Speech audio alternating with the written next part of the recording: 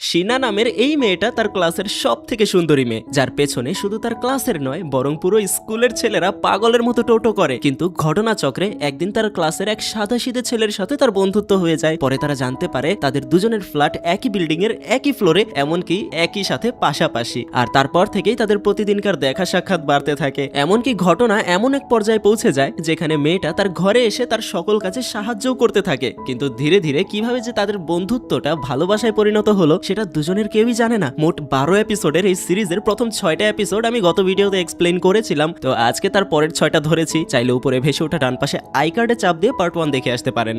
গত পর্বটা শেষ হয়েছিল এমন একটা জায়গায় যেখানে দুজনের মনেই এখন একে অপরের জন্য একটা আলাদা ফিলিংস তৈরি হয়েছে, তবে কেউই একে অপরকে মন খুলে কিছু বলতে পারছে না। এমনকি দুজনকে দেখে এমন মনে হচ্ছিল যেন দুজনে হাজব্যান্ড ওয়াইফ, যেটা নিয়ে আমানেকে তার বন্ধু ইচ্ছিকি ক্লিয়ার করে বলেছিল। তো তারপরে ঘটনা শুরু হয় স্কুল থেকে। ইচ্ছিকি তার বাসায় নাকি ঝগড়া করেছে, তাই সামনের কয়েকদিন সে আমানের বাসায় থাকতে চায়। প্রথমে তো আমানে নিষেধ করে দেয়, কিন্তু পরে তার জোরাজোরিতে সে তাকে আর কিছু বলতে পারে না। তাই সেদিন স্কুল শেষে ইচ্ছিকি আমানের সাথে তার বাসায় যায়। তারপর সেখানে শিনার সাথে দেখা হলে সে তাকে এমন ভাবে অভিবাদন জানায়, ইচ্ছিকি মনে হচ্ছিল তার বন্ধু বিবাহিত আর এ যেন তার ভাবি। তাছাড়াও রাতের খাবার শিনা খুবই যত্ন নিয়ে বানিয়েছে, আর কিছু কিছু ক্ষেত্রে তার কথাগুলো শুনে ইচ্ছিকির একটু অন্যরকমই লাগে। তাই ঘুমানোর আগে আমানেকে সে বলে, ভাই তুই যাই বল, আমার মনে হয় শিনার মনেও তোর প্রতি ফিলিংস আছে। কিন্তু আমানে সেটা মানতে চায় না। তাই আজকে ইচ্ছিকি তাকে ভালো মতো বোঝায়, দেখ ভাই, যদি তোদের মধ্যে একে অপরের প্রতি ফিলিংস থেকে থাকে তাহলে মনের ভিতরে রাখিস না, দেরি করিস না। এমন ভালো মেয়ে তুই তোর বাকি জীবন আর পাবি না, তাই সময় থাকতে বুঝে নে ভাই। আর আজকের এই কথাগুলো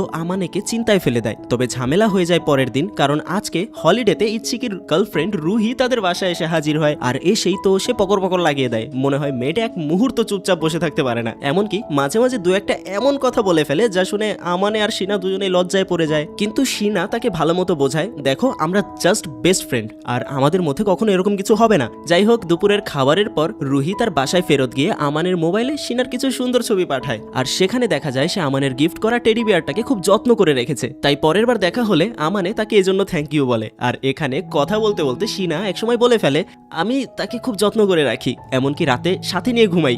আর এই বলে সে আবারও বালিশ চাপা দিয়ে মুখ ঢেকে ফেলে। যাই হোক, আমানে তাকে জিজ্ঞাসা করতে করতে তখনই শিনার মোবাইলে একটা মেসেজ চলে আসে, আর সেটা দেখতেই তার মুড অফ হয়ে যায়।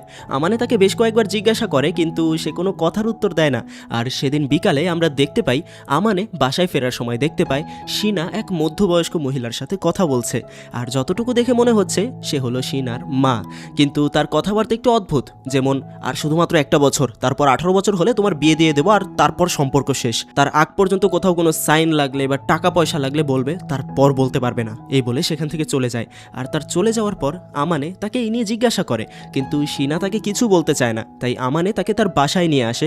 সেখানে শিনা আজ ফাইনালি তাকে সবকিছু বলতে শুরু করে। আসলে শিনার বাবা মায়ের বিয়ে দেওয়া হয়েছিল জোর করে, আর দুজনের মধ্যে কন্ট্রাক্ট হয়েছিল 6 মাস পর তারা ডিভোর্স নিয়ে নেবে। কিন্তু সেই সময়ের মধ্যেই শিনা তার মায়ের গর্ভে চলে এসেছিল।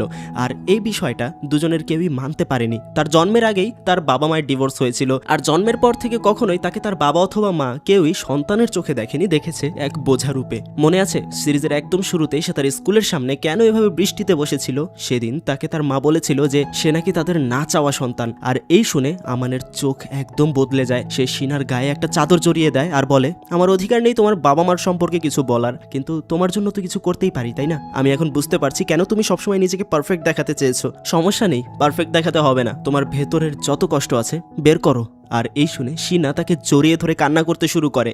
তারপর শিনা স্বাভাবিক হলে তাকে নিয়ে আমানে বাইরের বিকালটা ঘুরে আসতে যায়। আর আজকে কেমন যেন শিনার কাছে বাইরের পরিবেশটাও খুব ভালো লাগতে শুরু করেছে, যেন তার পাশে কেউ একজন আছে। সে তাকে আবারও জড়িয়ে ধরে ধন্যবাদ জানায়। আর এই দেখে আমানে মনে মনে ভয় পেতে থাকে যে এভাবে চলতে থাকলে আমি সত্যি সত্যি মেয়েটাকে ভালোবেসে ফেলবো।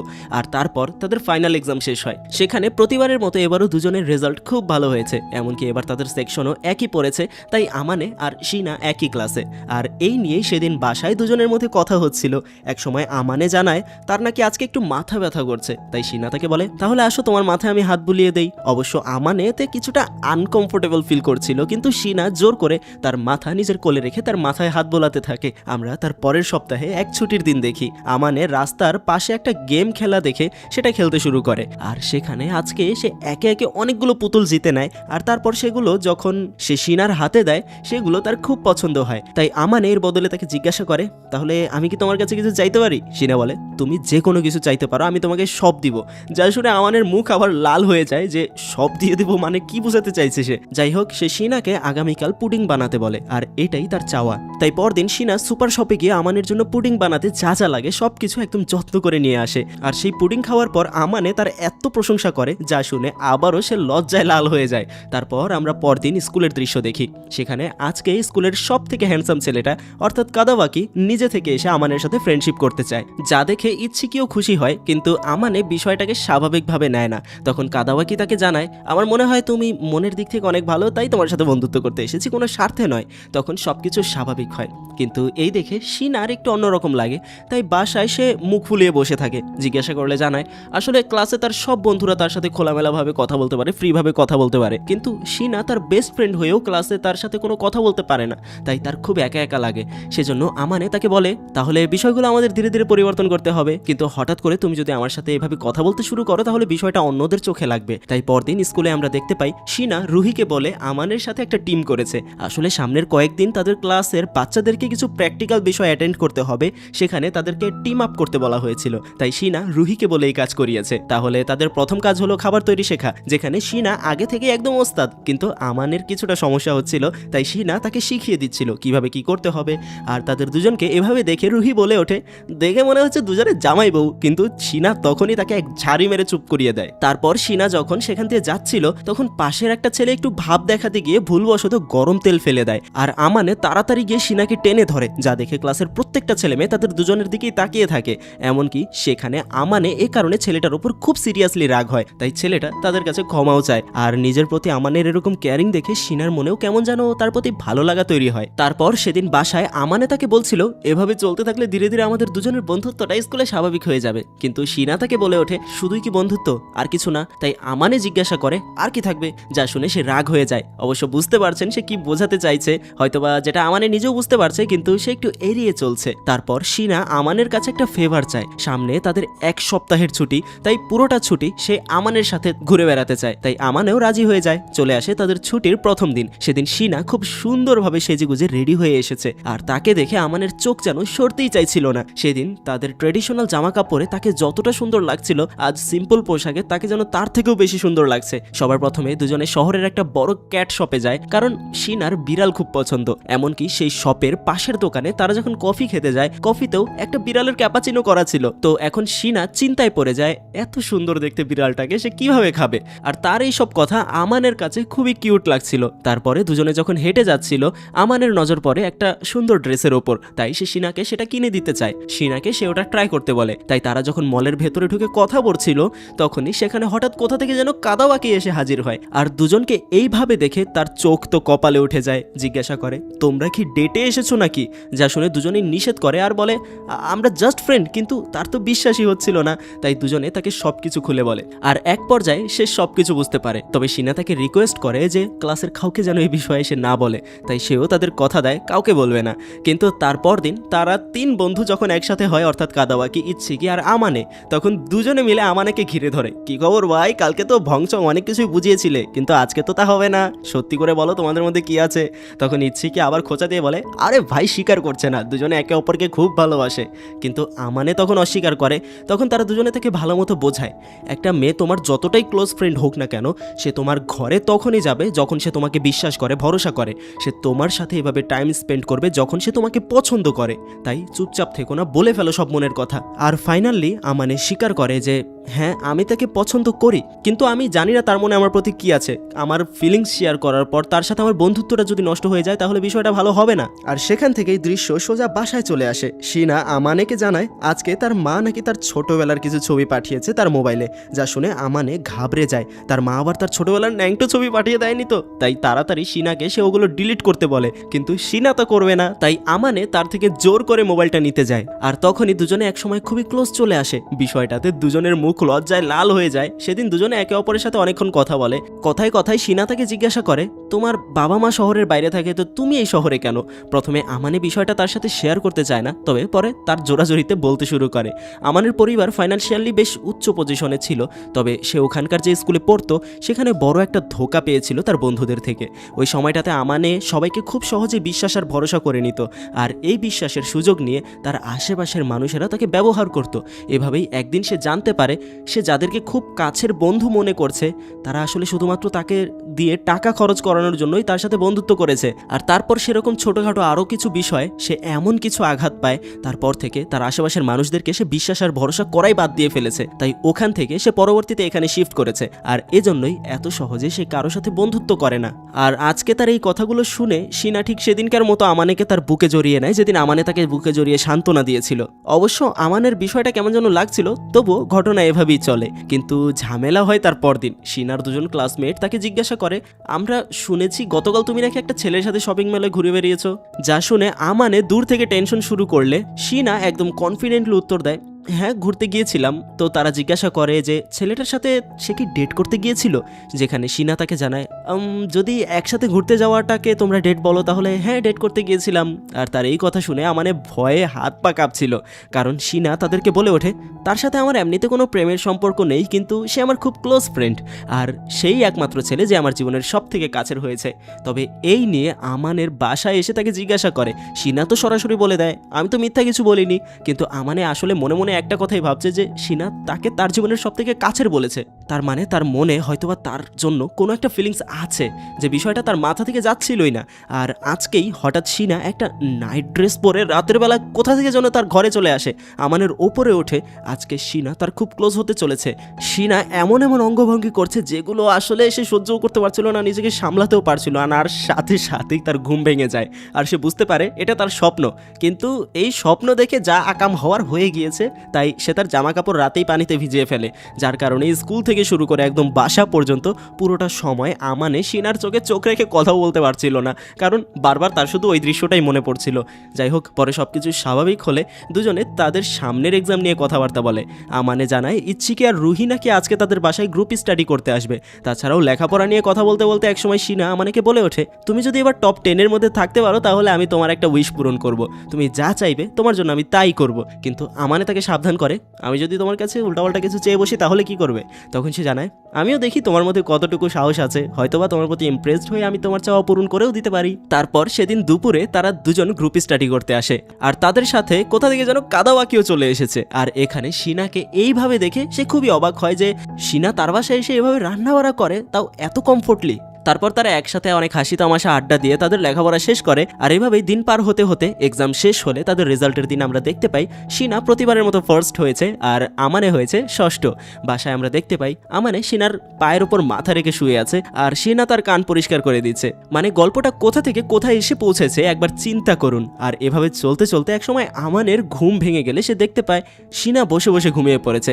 তাকে সে ডেকে ওঠানোর অনেক চেষ্টা করে, কিন্তু সে আগেও দেখেছে শিনা একবার ঘুমিয়ে গেলে তার কোনো হুঁশ থাকে না। তাই সে কোলে করে শিনাকে নিয়ে শিনার রুমে দিয়ে আসে। তবে ফেরত আসার সময় শিনা তার হাত টেনে ধরে আর বলে, এখানেই শুয়ে পড়ো। অবশ্য কথাটা সে ঘুমের মধ্যে বলেছে, তাই পরদিন সকালে যখন এই বিষয়ে জানতে পারে তখন শিনা বিশ্বাসই করতে পারছিল না যে সে তাকে এমন কথা বলেছে। আর কথা বলতে বলতে সে পাগলের মতো করে এমনটাও বলে বলে, আমার মনে কিন্তু উল্টাপাল্টা কিছু ছিল না, আমি ভুলেও তোমার সাথে ফিজিক্যাল হতে চাই না। মানে সে এগিয়ে এসে এই কথাগুলো বলছে, তার মানে তার মনে অবশ্যই এগুলো ছিল।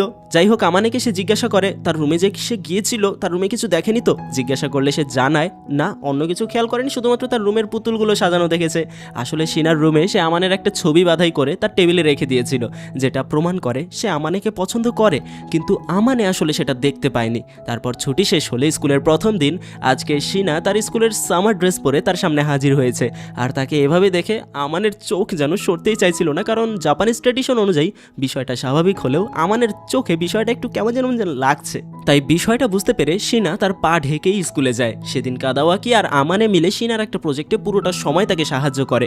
আর দুটো ছেলের সাথে শিনাকে দেখে কিছু কিছু পোলাপান খুবই বাজে কিছু মন্তব্য করছিল। তবে দেখা যায় শিনা ইদানিং এসব মন্তব্যে কান দেয় না, যার কারণে আমানে তার খুব প্রশংসা করে। সে একদম শুরুর দিনের কথা মনে করে যেদিন তার সাথে শিনার প্রথম দেখা হয়েছিল। সেই সময়টায় শিনা সবসময় নিজের মধ্যে ডুবে থাকতো, তার কথাবার্তায় কেমন যেন একটা জড় পদার্থের মতো ভাবছিল, কিন্তু আজ সে খুবই ফ্রেন্ডলি একটা মানুষে পরিণত হয়েছে। আর এখানে তার এইসব কথা শুনে একসময় শিনা তার মনের কথা প্রকাশ করতে ধরে যে সে সত্যি আমানেকে ভালোবেসে ফেলেছে, কিন্তু বিষয়টা সে সরাসরি বলে না, ইনডিরেক্টলি একটু ঘুরিয়ে পেঁচিয়ে বলে, যেমনটা মেয়েদের কাজ আর কি। যেমন সে বলে, তোমার মধ্যে কিছু না কিছু তো বিশেষ আছেই যা আমাকে তোমার প্রতি বারবার আকর্ষণ করে। আর এবার আমানে আর নিজেকে ধরে রাখতে পারে না, সে শিনার মুখের ওপর হাত রেখে তার খুব কাছাকাছি চলে আসে আর বলতে থাকে, এভাবে চলতে থাকলে কিন্তু পরের বার আমি আর নিজেকে আটকাতে পারবো না। কিন্তু শিনা তার হাতটা সরিয়ে তাকে তার জীবনের প্রথম চুমুটা উপহার দেয় আর তাড়াতাড়ি সেখান থেকে দৌড়ে পালায়। আর এই দেখে আমানে মোটেও বুঝতে পারে না, শুধু ভাবতে থাকে এটা কি হলো। পরদিন ক্লাসে শিনা ততক্ষণ পর্যন্ত সবার সাথে হেসে গেলে কথা বলতে পেরেছে যতক্ষণ পর্যন্ত আমানে আসেনি, আর তার আসার পর সে একদম চুপচাপ। আর দুজনের এরকম নিস্তব্ধতা দেখে আমানের দুই বন্ধু ভালো মতোই ধরে ফেলে এদের দুজনের মধ্যে কিছু না কিছু হয়েছে, কিন্তু আমানে তাদেরকে কিচ্ছু বলে না। তাই কাদাওয়াকি তাকে আরও একবার সাজেশন দেয়, দেখ ভাই, আমি জানি তোরা দুজনেই একে অপরকে ভালোবাসিস, আর মেয়ে মানুষ তো কখনোই আগে বলবে না, তোকেই বলতে হবে। তাই এবার আমানে চিন্তায় পড়ে যায়। স্কুল শেষে বাসায় আজকে শিনা নিজে থেকেই তার কাছে সরি চায়। গতকালকের বিষয়টা তাদের জন্য ঠিক ছিল না, কিন্তু যাই হোক আমানেও সরি চায়, কারণ গতকালকে সেও কিছুটা কন্ট্রোল হারিয়ে ফেলেছিল। আর যেহেতু দুজনেরই দোষ আছে তাই এটাকে তারা স্বাভাবিকভাবেই নেয়। তারপর আমরা জানতে পারি তাদের স্কুলে আরও একটা স্পোর্টস ডে এর আয়োজন হয়েছে, যেখানে দুজনে একটা খেলায় পার্টিসিপেট করে। খেলার নিয়ম হলো তারা দৌড়ে গিয়ে একটা নোট হাতে নেবে, আর নোটে যা লেখা সেই অনুযায়ী তাকে তার পার্টনার খুঁজে বের করতে হবে। তো সেখানে দৌড়াতে দৌড়াতে আমানে জানায় তার নোটে যা লেখা আছে সেটা শিনার সাথে ম্যাচ খাচ্ছে। তাই শিনাও তার হাত ধরে বসে, কারণ শিনার নোটেও সেই একই বিষয় লেখা। আর তাদেরকে একে অপরের হাত ধরতে দেখে ক্লাসের বাকি পোলাপান খুবই অবাক হয়। আবার অপরদিকে ক্লাসের ছেলেরা রাগ হয়ে যায়, কারণ আমানে তাদের ক্রাশের হাত ধরেছে। আর রেস ফিনিশ করার পর রুহি যখন মাইকে তাদের নোট পড়ছিল, সেখানে আমানের নোটে লেখা কেউ এমন একজন যে খুবই সুন্দর, যেটা শিনার সাথে ম্যাচ করেছে। আর শিনার নোটে লেখা কেউ এমন একজন যে মনের খুব কাছে থাকে। আর এই শুনে আমানে সহ সেখানকার প্রত্যেকটা ছেলে মেয়ে অবাক হয়ে তাকিয়ে থাকে। তারপর ক্লাসে আমানেকে সবাই একদম ঘিরে ধরে, সবাই তার প্রতি রাগ হয়ে আছে, কারণ সবাই অনেক আগে থেকেই শিনাকে পছন্দ করে আসছে। তো আমানের মতো ছেলে যে নাকি ক্লাসে কারোর সাথে কথা পর্যন্ত বলে না, ইন্ট্রোভার্ট একটা ছেলে, দেখতেও তেমন একটা সুবিধার না, শিনা কিভাবে তার এত ঘনিষ্ঠ হলো? আর তাদের সবার কথায় এক এক করে উত্তর দিচ্ছিল আমানে। কিন্তু যখন সে পেরে উঠতে পারছিল না, তখন সেখানে শিনা এসে সবার উপর রাগ হয়। লাঞ্চ টাইমে তারা কেন আমানেকে বিরক্ত করছে। তো এখন একজন জিজ্ঞাসা করে ওঠে, ক্লাসে এতগুলো হ্যান্ডসাম ছেলে থাকতে আমানেকে কেন তুমি পছন্দ করলে, কি আছে ওর মধ্যে? তখন শিনা তাকে উত্তর দেয়, আগে আমাকে বলো এমন কি আছে যার কারণে আমি তাকে পছন্দ করব না, বা আমি কাকে পছন্দ করছি না করছি সেটা কি তোমাদের বলে করব নাকি? তুমি বলো আমি কেন তাকে পছন্দ করব না? সে বলে ওর মধ্যে না আছে স্টাইল, না আছে ভালো একটা লুক। তাই শিনা তাকে বলে ওঠে, আচ্ছা তার মানে তোমরা একটা মানুষের লুক দেখে তাকে পছন্দ করো, অন্যথা সে যতই খারাপ হোক তাতে সমস্যা নেই, তাই না? আর তার এই কথায় সবাই চুপ হয়ে যায়। আর আজকে শিনার এই কথাবার্তা শুনে আমানে সিদ্ধান্ত নিয়েই ফেলে বাসায় গিয়ে সে নিজের মনের কথা তাকে খুলে বলেই দেবে। দৃশ্য সোজা বিকালে তাদের বাসায় চলে আসে। সূর্যের সোনালি আলো তাদের ঘরটাকে যেন আজ এক রোমান্টিক পরিবেশের মতো করে সাজিয়েছে। আমানে অনেকক্ষণ ধরে শিনার জন্য অপেক্ষা করছিল, আর শিনা যখন এসে তার পাশে বসে সে তার কাছে ক্ষমা চায়, বলে আমি খুব ভীতু ছিলাম, ভয় পেতাম তোমার মনে আসলে আমার প্রতি ফিলিংস আছে কি নেই, তাই বুঝতে পেরেও চুপ ছিলাম। কিন্তু সত্যি বলতে আজ পর্যন্ত আমি কোনো মেয়েকে এতটা ভালোবাসিনি যতটা আমি তোমাকে বেসেছি। প্রেমিকা হবে আমার। আর এই কথার অপেক্ষায় যেন এতদিন ধরে শিনা করছিল। আর এই সব কথায় শিনা শুধু সায় দিচ্ছিল, যেন আজকের দিনের জন্যই তার এতদিনের অপেক্ষা। আমানে তাকে আজকে তার মনের সেই সকল কথা খুলে বলে যেগুলো সে এতদিন ধরে চেপে রেখেছে। সেই শুরুর দিন থেকে আজ পর্যন্ত সব কিছুর জন্য সে শিনাকে ধন্যবাদ জানায়, আর শেষে বলে ওঠে, I really love you Mahiro Shiina. আর তার এই কথাতেই শিনা তাকে জড়িয়ে ধরে, সে তাকে একসেপ্ট করে নেয়। আর এখানেই শেষ হলো আজকের গল্পটা। তো বলো কেমন লাগলো গল্পটা? যারা দুইটা পার্ট দেখেছো তাদের কাছে অবশ্যই ভালো লেগেছে, তাই নিচে লাইক করে দিতে পারো। আর হ্যাঁ, চেয়েছিলাম ভ্যালেন্টাইন্স ডেতে ভিডিওটা আপলোড করবো, কিন্তু কাজ সেরে উঠতে পারিনি, তাই আজকে দিলাম। এই চ্যানেলে গতবার একটা সিরিজ এক্সপ্লেন করেছিলাম, তার শেষে কিন্তু বলে দিয়েছিলাম সিরিজ এখানেই শেষ, কিন্তু অনেকেই বুঝতে পারোনি, তাই এইবার একদম ভালো মতো ক্লিয়ার করে দিচ্ছি, এই সিরিজ এখানেই শেষ। এই সিরিজের আর কোনো এপিসোড নেই। যদি ভবিষ্যতে এই সিরিজের কোনো সিজন 2 আসে তাহলে হয়তো বা সেখান থেকে এক্সপ্লেন করব, কিন্তু আপাতত সিরিজ এখানেই শেষ। সিরিজের নাম the angels next door spoils me rotten. চাইলে ক্রাঞ্চিরোল থেকে ফুল সিরিজটা দেখে নিতে পারো। আর কিছুদিন আগে একটা অ্যানিমে মুভি এক্সপ্লেন করেছিলাম, সেইরা একটা মুভি, তাই স্ক্রিনে ভেসে উঠেছে, ক্লিক করে দেখা শুরু করতে পারো। ধন্যবাদ।